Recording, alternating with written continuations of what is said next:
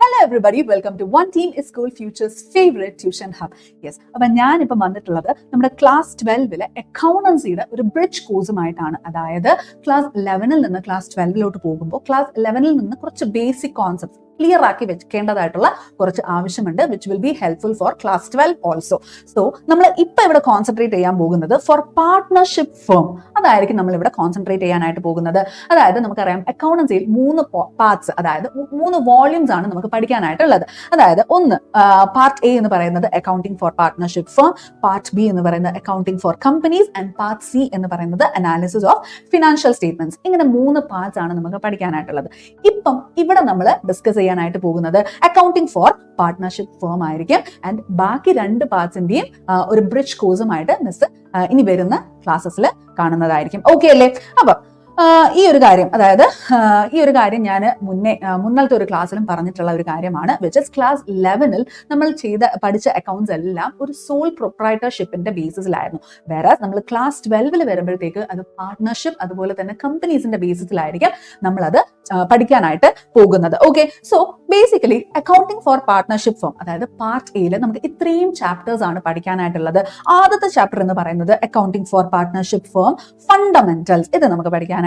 And next admission, ഒരു partner admit ആവുമ്പം എങ്ങനെയായിരിക്കും അതിന്റെ അക്കൗണ്ടിങ് ട്രീറ്റ്മെന്റ്, അതുപോലെ തന്നെ ഒരു പാർട്ട്ണർ റിട്ടയർ ആവുമ്പം എങ്ങനെയായിരിക്കും അതിന്റെ അക്കൗണ്ടിങ് ട്രീറ്റ്മെന്റ്, അതുപോലെ തന്നെ എക്സിസ്റ്റിംഗ് ആയിട്ടുള്ള ഒരു പാർട്ട്ണർ ഡെത്ത് ആവുമ്പം എങ്ങനെയായിരിക്കും അതിന്റെ അക്കൗണ്ടിങ് ട്രീറ്റ്മെന്റ്, അതുപോലെ തന്നെ ആ പാർട്ട്ണർഷിപ്പ് ഫേം തന്നെ ഒരു എൻഡിലോട്ട് വരുമ്പം ഡിസൊല്യൂഷൻ സംഭവിക്കുമ്പം എന്തായിരിക്കും അതിന്റെ അക്കൗണ്ടിങ് ട്രീറ്റ്മെന്റ്. ഇത്രയും കാര്യങ്ങളായിരിക്കും നമ്മൾ ഈ ഒരു പാർട്ടിൽ പഠിക്കാനായിട്ട് പോകുന്നത്.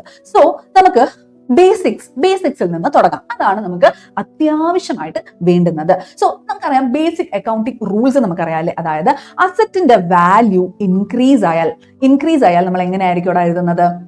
അസറ്റിന്റെ വാല്യൂ ഇൻക്രീസ് ആയാൽ ഡെബിറ്റ് ബാലൻസ് ആയിരിക്കും. അതുപോലെ തന്നെ ലൈബിലിറ്റിയുടെ വാല്യൂ ഇൻക്രീസ് ആയാൽ ക്രെഡിറ്റ് ബാലൻസ് ആയിരിക്കും. അതുപോലെ തന്നെ അസറ്റിന്റെ വാല്യൂ ഡിക്രീസ് ആയാൽ ഏത് ബാലൻസ് ആയിരിക്കും? ക്രെഡിറ്റ് ബാലൻസ് ആയിരിക്കും. ആൻഡ് അതുപോലെ തന്നെ ലൈബിലിറ്റിയുടെ വാല്യൂ ഡിക്രീസ് ആയാൽ നമ്മൾ ഡെബിറ്റ് ബാലൻസ് ആയിരിക്കും. ഇത്രയും കാര്യങ്ങൾ നമുക്ക് അറിയാം. ഇതാണല്ലോ നമ്മുടെ ബേസിക് അക്കൗണ്ടിങ് റൂൾസ് എന്ന് പറയുന്നത്. യെസ്, ഇതിനകത്ത് ഞാൻ ഒരു കാര്യം പറഞ്ഞിട്ടുണ്ടായിരുന്നു. അതായത് അസറ്റിന്റെ വാല്യൂ അല്ലെങ്കിൽ ലൈബിലിറ്റിന്റെ വാല്യൂ ഇൻക്രീസ് ആവുന്നു ഡിക്രീസ് ആവുന്നു എന്ന കാര്യം പറഞ്ഞിട്ടുണ്ടായിരുന്നു. അതായത് അതിന്റെ വാല്യൂവിൽ ഒരു ചേഞ്ച് വരുന്നുണ്ട് എന്ന് ആണ് അതിന്റെ അർത്ഥം. അപ്പം അങ്ങനെ വാല്യൂവിൽ ചേഞ്ച് വരുവാണ് എന്നുണ്ടെങ്കിൽ അതിന് യൂസ് ചെയ്യുന്ന ഒരു ടേം ആണ്, അല്ലെങ്കിൽ അതിന് നമ്മൾ യൂസ് ചെയ്യേണ്ട ഒരു ടേം ആണ് റീവാലുവേഷൻ എന്ന് പറയുന്നത്, which is very important for your class 12. Revaluation എന്ന് പറയുന്ന ഒരു അക്കൗണ്ട് തന്നെ നമുക്ക് വരയ്ക്കാനായിട്ട് കാണും. ഓക്കെ, ഈ ഒരു കോൺസെപ്റ്റ് നമുക്ക് സിമ്പിൾ എക്സാമ്പിളിൽ നമുക്ക് മനസ്സിലാക്കാം. ഓക്കെ, സോ ഫർണിച്ചർ എന്ന് പറയുന്നത് എന്താണ്? ഒരു അസറ്റ് ആണ് അല്ലെ? ഫർണിച്ചർ എന്ന് പറയുന്ന ഒരു അസറ്റ് ഏത് ബാലൻസ് ആണ്? ഡെബിറ്റ് ബാലൻസ് ആണെന്നുള്ള കാര്യം നമ്മൾ ക്ലാസ് 11 പഠിച്ചിട്ടുണ്ട്. സോ ഇവിടെ പറയുന്നത് ഫർണിച്ചർ 1 lakh ആണെന്നുണ്ടെങ്കിൽ ഇവിടെ 2 കേസസ് വരാം. ഈ 1 lakh എന്ന് പറയുന്ന ഫർണിച്ചർ 1,20,000 ആവാം. അതുപോലെ തന്നെ 1 lakh എന്ന് പറയുന്ന ഫർണിച്ചർ 70,000 ആയിട്ട് കുറയാം. ഇങ്ങനെ 2 കേസസ് വരാം. പ്രൈസ് വാല്യൂവിൽ ഇങ്ങനെ ഒരു ചേഞ്ച് വരാം. ഇതിനെയാണ് റീവാലുവേഷൻ എന്ന് പറയുന്നത്. സോ അപ്പോഴാണ് നമുക്ക് റീവാലുവേഷൻ അക്കൗണ്ട് നമുക്ക് വരയ്ക്കേണ്ടത് അല്ലെങ്കിൽ പ്രിപ്പയർ ചെയ്യേണ്ടത്. സോ ഇവിടെ നമുക്ക് ആദ്യം ജേർണൽ എൻട്രി എങ്ങനെയാ എഴുതേണ്ടതെന്ന് നോക്കാം. ഫർണിച്ചർ ഒരു അസറ്റ് ആണല്ലോ. അസറ്റിന്റെ വാല്യൂ ആദ്യം നമുക്ക് ഈ ഒരു കേസ് എടുക്കാം. അസറ്റിന്റെ വാല്യൂ ഇൻക്രീസ് ആയി അസറ്റിന്റെ വാല്യൂ ഇൻക്രീസ് ആവുകയാണെന്നുണ്ടെങ്കിൽ ഏത് ബാലൻസ് ആണ്? ഡെബിറ്റ് ബാലൻസ് ആണ്. സോ എങ്ങനെയായിരിക്കും നമ്മൾ എൻട്രി എഴുതുന്നത്? ഫർണിച്ചർ അക്കൗണ്ട് നമ്മൾ എന്ത് ചെയ്യും? ഡെബിറ്റ് ചെയ്യും. And to revaluation account. Okay അല്ലേ? സോ ഇങ്ങനെയാണ് റീവാലുവേഷൻ അക്കൗണ്ട് നമ്മൾ എന്ത് ചെയ്തു? ക്രെഡിറ്റ് ചെയ്തു. ഇനി എങ്ങനെയായിരിക്കും എമൗണ്ട് നമ്മൾ എഴുതുന്നത്? എമൗണ്ട് എഴുതുന്നത് ഇതിന്റെ ഡിഫറൻസ്, അതായത് 1 lakhൽ നിന്ന് 1,20,000 ആണ് ആയത്. അതായത് 20,000ന്റെ ഇൻക്രീസ് ആണ് അവിടെ സംഭവിച്ചിരിക്കുന്നത്. അപ്പൊ നമ്മള് 20,000 ഡെബിറ്റില് ആൻഡ് 20,000 ക്രെഡിറ്റില്. ഇനി നെക്സ്റ്റ് കേസിലോട്ട് വരാം, വിച്ച് ഇസ് 1 lakh എന്ന് പറയുന്ന ഒരു ഫർണിച്ചർ 70,000 ആയിട്ട് ഡിക്രീസ് ആയി. ഒരു അസറ്റിന്റെ വാല്യൂ ഡിക്രീസ് ആവുമ്പം യെസ് ഏത് ബാലൻസ് ആണ്? Credit balance, which is next journal entry ആയിട്ട് എഴുതാം ടു ഫർണിച്ചർ. ക്രെഡിറ്റ് സൈഡിൽ എഴുതി. ഓക്കെ അല്ലേ? To furniture account. അപ്പൊ എന്തായിരിക്കും ഡെബിറ്റ് ബാലൻസിൽ പോകുന്നത്? യെസ്, റീവാലുവേഷൻ അക്കൗണ്ട് ഡെബിറ്റ് ബാലൻസിൽ പോകും. ഓക്കെ അല്ലേ? Revaluation account debit. ഇനി ഇതിന്റെ എൻട്രി എങ്ങനെയായിരിക്കും, എമൗണ്ട് എങ്ങനെയായിരിക്കും, 1 lakh എന്ന് പറയുന്ന ഫർണിച്ചർ 70,000 ആയിട്ട് ഡിക്രീസ് ആയി. എത്ര രൂപയുടെ ഡിഫറൻസ് ആണുള്ളത്? 30,000ന്റെ ഡിഫറൻസ് ആണുള്ളത്, വിച്ച് ഇസ് 30,000 ഡെബിറ്റ് സൈഡില് ആൻഡ് 30,000 ക്രെഡിറ്റ് സൈഡില്. ഓക്കെ അല്ലേ, മനസ്സിലായോ? ഇത്രയേ ഉള്ളൂ ഇതിന്റെ ജേർണൽ എൻട്രി എന്ന് പറയുന്നത്. അടുത്തത് നമുക്ക് ലൈബിലിറ്റിയുടെ കാര്യം നോക്കാം. ഇവിടെ ഞാൻ എക്സാമ്പിൾ ആയിട്ട് എടുത്തിട്ടുള്ളത് ബാങ്ക് ലോൺ ആണ്. ബാങ്ക് ലോൺ ഒരു ലൈബിലിറ്റി അല്ലേ? ലൈബിലിറ്റി ഏത് ബാലൻസ് ആണ്? ക്രെഡിറ്റ് ബാലൻസ് ആണ് എന്ന് നമുക്കറിയാം. ഓക്കെ, ലൈബിലിറ്റി ബാങ്ക് ലോൺ ഒരു 10 lakh ബാങ്ക് ലോൺ എടുത്തിട്ടുണ്ട്. അത് 2 കേസസ് എഗെയിൻ നമുക്ക് വരാം, വിച്ച് ഇസ് ബാങ്ക് ലോൺ നമ്മൾ കറക്റ്റ് ആയിട്ടൊന്നും അടയ്ക്കാതെ അതിന്റെ ഇൻട്രസ്റ്റ് ഒക്കെ കൂടി 12,50,000 ആയിട്ട് ഇൻക്രീസ് ആയിട്ടുണ്ട്. അതുപോലെ തന്നെ രണ്ടാമത്തെ കേസ് എന്ന് പറയുന്നത് ബാങ്ക് ലോൺ ഒക്കെ നമുക്ക് കുറച്ചൊക്കെ കറക്റ്റ് ആയിട്ട് അടച്ചിട്ടുണ്ട്, ഇനി നമുക്ക് 7,80,000 മാത്രം നമുക്ക് അടച്ചാൽ മതി എന്നുള്ളൊരു കേസും നമുക്ക് വരും. അതായത് വാല്യൂ ഡിക്രീസ് ആയിട്ടുണ്ട്. ബാങ്ക് ലോൺ ലൈബിലിറ്റി ആണ്. അപ്പം ലൈബിലിറ്റിയുടെ വാല്യൂ ഇൻക്രീസ് ആവുമ്പം ഏത് ബാലൻസ് ആണ്? ക്രെഡിറ്റ് ബാലൻസ് ആണ്. അപ്പൊ ആദ്യത്തെ കേസിൽ ഇൻക്രീസ് ആണ് ആയത്. സോ എങ്ങനെയായിരിക്കും നമ്മൾ എഴുതുന്നത്? Revaluation account debtor to bank loan. Bank loan increase ആയതല്ലേ? യെസ്. അപ്പം ഇൻക്രീസ് ആയാൽ, ലൈബിലിറ്റി ഇൻക്രീസ് ആയാൽ ക്രെഡിറ്റ് സൈഡിലായിരിക്കും എഴുതുന്നത്. സോ ഇതിന്റെ ഡിഫറൻസ് എത്ര ആണ്?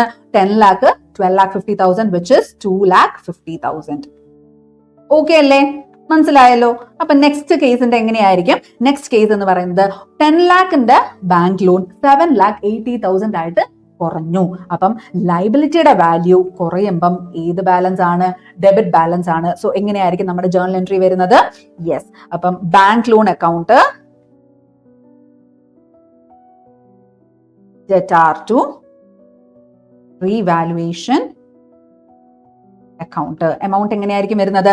10 lakh minus 7,80,000 which is 2,20,000. Clear? ഇത് നമ്മുടെ ബേസിക് ആയിട്ടുള്ള ജേർണൽ എൻട്രി. അതായത് ആ ബേസിക് റൂൾസ് നമുക്ക് മനസ്സിലാക്കിയാൽ നമുക്ക് ചെയ്യാവുന്ന കാര്യമേ ഉള്ളൂ. ഇതിനകത്ത് നമ്മൾ പുതിയൊരു ടേം പഠിച്ചിട്ടുണ്ട്, വിച്ച് ഇസ് റീവാലുവേഷൻ. ഇതൊരു നമ്മുടെ ക്ലാസ് 12 പാർട്ട്ണർഷിപ്പ് ഫേമിൽ ഒരു ഇമ്പോർട്ടന്റ് ആയിട്ടുള്ള ഒരു കോൺസെപ്റ്റ് ആണ് റീവാലുവേഷൻ എന്ന് പറയുന്നത്. ഇനി നമുക്ക് ഒരു കാര്യം കൂടി മനസ്സിലാക്കാം. വിത്ത് എക്സാമ്പിൾ തന്നെ നോക്കാം. ഓക്കെ, ഇതിനകത്ത് ഞാൻ ഒരു കാര്യം പറഞ്ഞിട്ടുണ്ട്. ലാൻഡ് എന്ന് പറയുന്നത് 1 lakh ആയിരുന്നു, അതിപ്പം 1,50,000 ആയിട്ട് മാറി. ആൻഡ് ബാങ്ക് ഓവർ ഡ്രാഫ്റ്റ് അതൊരു ലൈബിലിറ്റി അല്ലേ? യെസ്. ബാങ്ക് ഓവർ ഡ്രാഫ്റ്റ് 50,000 ആയിരുന്നു, അതിപ്പം 45,000 ആയിട്ട് മാറി. സോ ഇവിടെ എന്താണ്? ലാൻഡ് എന്ന് പറയുന്നത് ഒരു അസറ്റ് ആണ്, ഡെബിറ്റ് ബാലൻസ് ആണ്. 1 lakh ഇരുന്ന ലാൻഡ് 1,50,000 ആയിട്ട് ഇൻക്രീസ് ആയി എന്നല്ലേ അതിന്റെ അർത്ഥം? യെസ്. ആൻഡ് നെക്സ്റ്റ്, അപ്പൊ അതിന്റെ ജേർണൽ എൻട്രി ആദ്യം നമുക്ക് അങ്ങ് എഴുതാം, വിച്ച് ഇസ് ലാൻഡ് അസറ്റ് ആണ്, ലാൻഡ് ഇൻക്രീസ് ആയി. സോ ലാൻഡ് ഡെബിറ്റ് സൈഡിലായിരിക്കും വരിക. Land account debtor to revaluation account.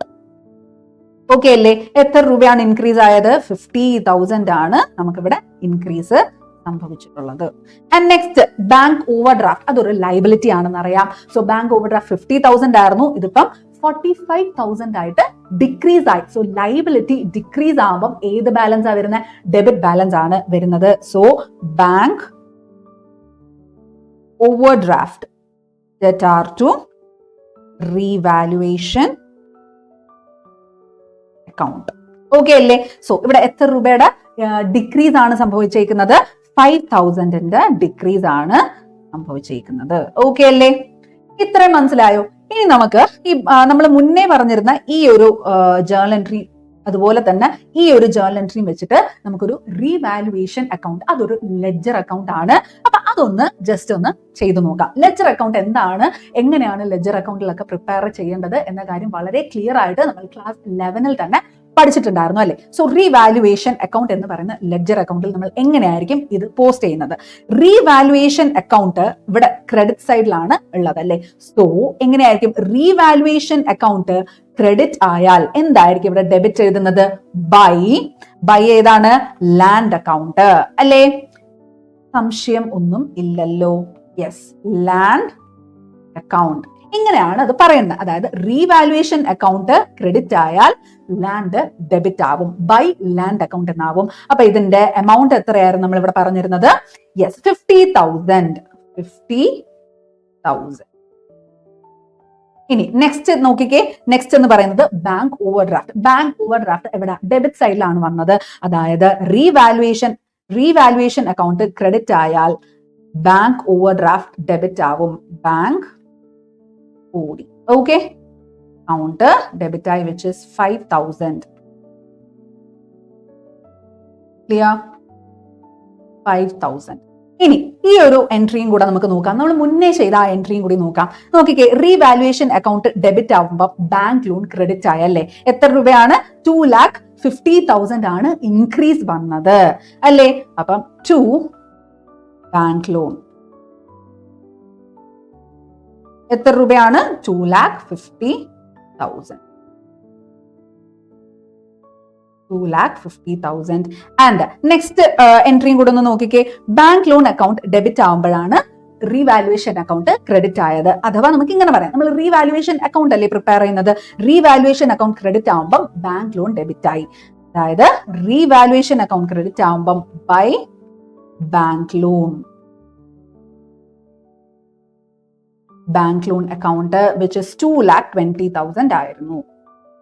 Okay, ഇതാണ് നമ്മുടെ ബേസിക് കോൺസെപ്റ്റ് എന്ന് പറയുന്ന. ഈ ഒരു കോൺസെപ്റ്റ് മനസ്സിലായി. ഇനി നമുക്ക് ഇതിനകത്ത് ബാക്കിയുള്ള ഐറ്റംസ് ഒക്കെ എഴുതിയിട്ട് ഇതുപോലെ ഡെബിറ്റിൽ വരുന്ന ഐറ്റംസ് ക്രെഡിറ്റിൽ വരുന്ന ഐറ്റംസ് ക്രെഡിറ്റിലൊക്കെ പോസ്റ്റ് ചെയ്തതിനു ശേഷം അതിന്റെ ബാലൻസ് എഴുതി പ്രോഫിറ്റ് ആണോ ലോസ് ആണോ കിട്ടുന്നതെന്നുള്ള കാര്യം ആസ് യൂഷ്വൽ കണ്ടുപിടിക്കുക. ഇതാണ് നമ്മുടെ ബേസിക് കോൺസെപ്റ്റ്. അപ്പൊ നമ്മൾ പാർട്ട്ണർഷിപ്പ് ഫേം എന്ന് പറയുന്ന ആ ഒരു പാർട്ട് പഠിക്കുന്നതിന് മുന്നേ ഈ ഒരു ബേസിക് കോൺസെപ്റ്റ് മനസ്സിലാക്കിയിരിക്കാൻ വേണ്ടിയിട്ടാണ് മിസ് ഈ ഒരു ക്ലാസ് പ്രിപ്പയർ ചെയ്തത്. I hope you understood. അപ്പം ഇത് മനസ്സിലായെന്നുണ്ടെങ്കിൽ ഉറപ്പായിട്ട് ഇതുപോലുള്ള യൂസ്ഫുൾ ആയിട്ടുള്ള ക്ലാസ്സസ് ഒക്കെ ആയിരിക്കും നിങ്ങൾക്ക് ഇനിയും അങ്ങോട്ട് കിട്ടാൻ പോകുന്നത്. അതൊന്നും മിസ് ഔട്ട് ആവാതിരിക്കാൻ വേണ്ടി do subscribe to One Team is School, Future's favorite tuition hub. And next, yes, like ചെയ്യാൻ മറക്കരുത്. അതുപോലെ തന്നെ നിങ്ങളുടെ ഫ്രണ്ട്സിനൊക്കെ ഇത് ഷെയർ ചെയ്യാനും മറക്കരുത്. അതുപോലെ തന്നെ നിങ്ങൾക്ക് ഇനി ഏത് ടൈപ്പ് ഓഫ് ക്ലാസ്സസ് ആണ് വേണ്ടുന്നത്, ഏത് ടോപ്പിക്സിന്റെ ക്ലാസ്സസ് ആണ് വേണ്ടുന്നത് എന്ന് മറക്കാതെ കമന്റ് ചെയ്യുക. ഓക്കെ, കമന്റ് ചെയ്താൽ മാത്രമേ ഞങ്ങൾക്ക് അതിനനുസരിച്ചുള്ള ക്ലാസ്സസ് നിങ്ങൾക്ക് പ്രൊവൈഡ് ചെയ്യാനായിട്ട് പറ്റത്തുള്ളൂ. സോ ഇത് മനസ്സിലായെന്ന് ഞാൻ വിശ്വസിക്കുന്നു. Okay, thank you, by.